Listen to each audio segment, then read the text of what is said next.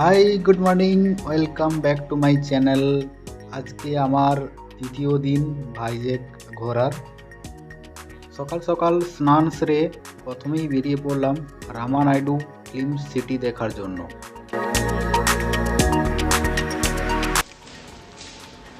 Lights, camera, action! এখানে না এলে হয়তো জানতে পারতাম না একটা সিনেমা করার জন্য কতগুলো সরঞ্জামের প্রয়োজন হয়। এখানে লাইট থেকে শুরু করে ক্যামেরা, এডিটিং মেশিন এবং প্রিন্টিং পর্যন্ত যতগুলি মেশিনের প্রয়োজন সবকটি সরঞ্জাম করে রাখা হয়েছে এই ঘরের মধ্যে।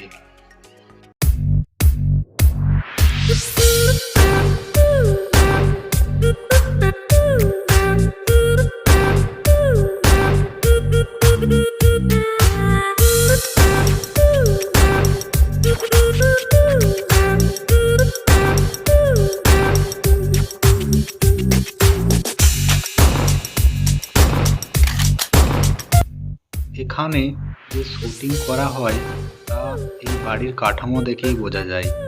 চারিদিকে শুধু লাইট আর লাইট।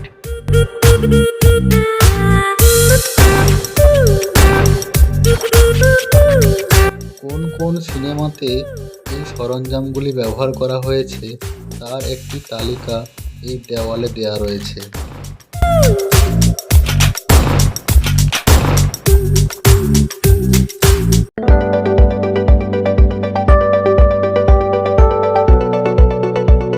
এটা একটা শুটিং স্পট যেখানে বড় জাতীয় কোনো ফাংশনের স্টেজ বানানো হয়।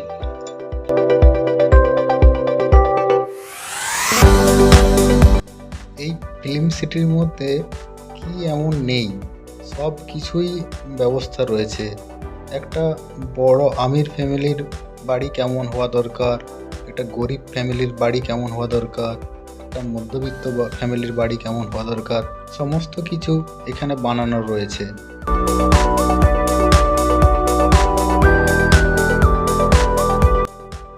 মার্কেট, দোকান, পুলিশ স্টেশন কি নেই এই ফিল্ম সিটির মধ্যে।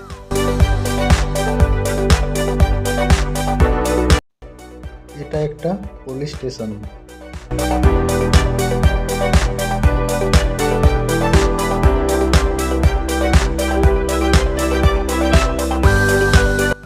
দুটি সেলও রয়েছে এই পুলিশ স্টেশনের মধ্যে এবং এখানে সবাই ফটো তোলার জন্য ভিড় করছে।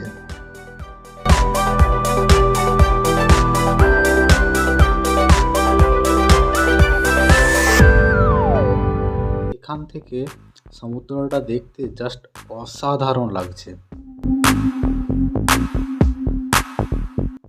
এরপর আমরা বেরিয়ে পড়লাম তোতলাকোন্ডা বিচ এবং ন্যাচারাল আর্চ দেখার জন্য।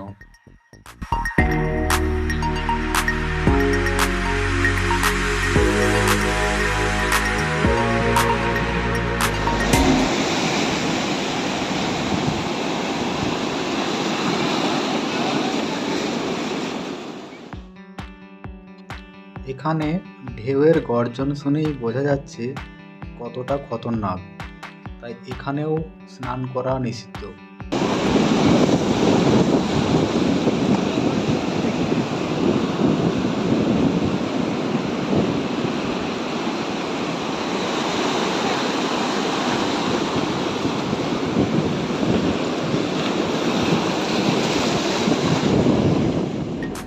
এই সেই ন্যাচারাল আর্চ, এটা জোয়ারের সময় পুরো জলে ভরে যায়।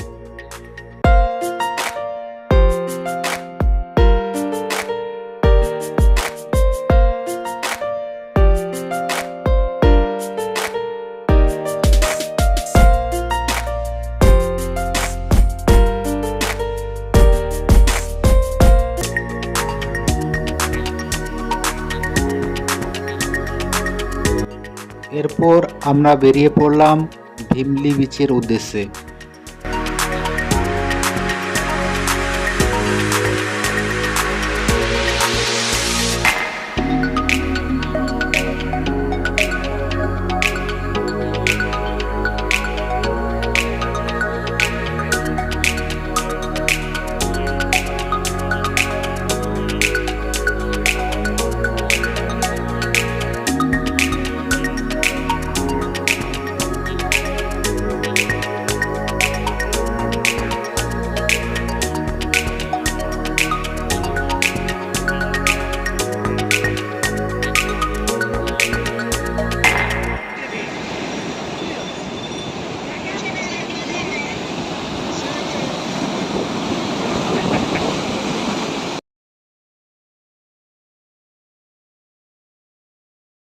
লাইট হাউস থেকে নজরদারি চালাচ্ছে।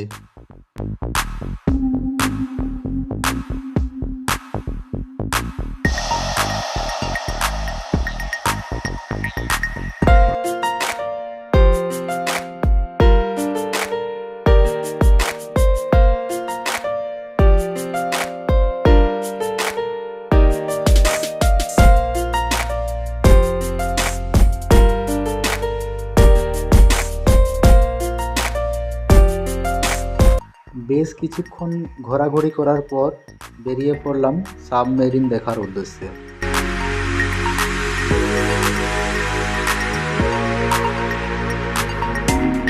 সবার প্রথমে সাবমেরিন এবং এয়ারক্রাফট দেখার জন্য টিকিট নিয়ে নিলাম।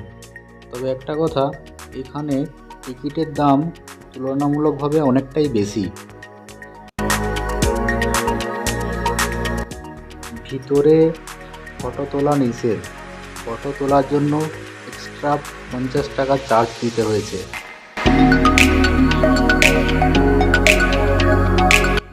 এটা শুধু ভারত নয়, পুরো সাউথ এশিয়ার মধ্যে প্রথম মিউজিয়াম।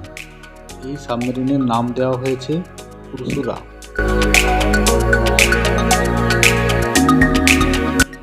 সাবমেরিন যে এত বড় হয় সেটা আমার জানা ছিল না, এটা এখানে এসেই প্রথম দেখলাম। এই পুরো সাবমেরিনটি আমাদের ঘুরে দেখতে প্রায় 1 ঘন্টা টাইম লেগেছে।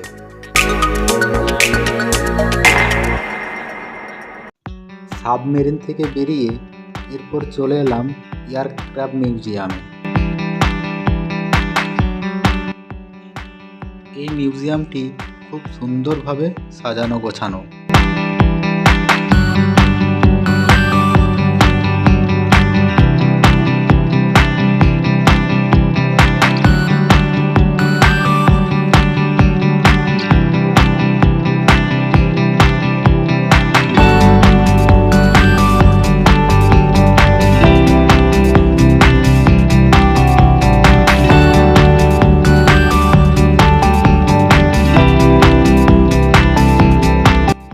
এটা যেহেতু যুদ্ধ বিমান, তাই একটা সৈনিক যুদ্ধে যাওয়ার সময় কি সরঞ্জাম নিয়ে যেতে হয় তা এই বক্সের মধ্যে দেখানো হয়েছে।